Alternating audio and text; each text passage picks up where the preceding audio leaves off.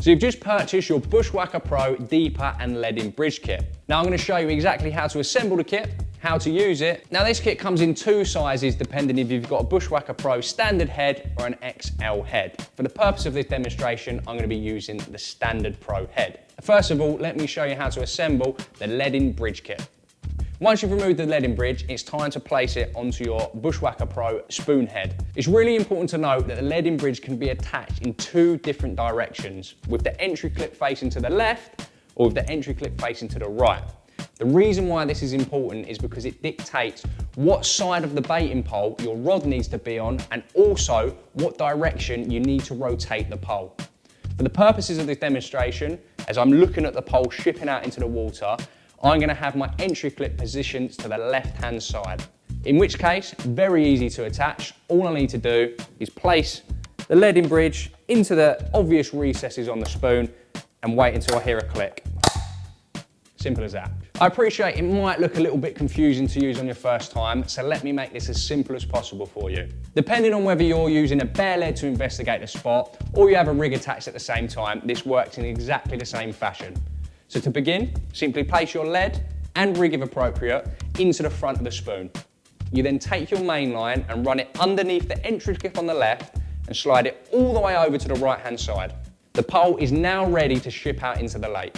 You're using a lead-in bridge because you want to investigate an area in front of you. The massive benefit to this device is that you're able to investigate a lake area without making repeated casts. Let's say you've visually identified a desired area and you want to know exactly what the substrate is made of, and more importantly, whether you can drop a rig so it's presented effectively. Start by shipping your baiting pole out to that area.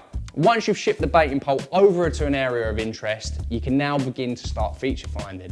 In order to do this, make sure you have tension to the lead and rotate the baiting pole 180 degrees to the right.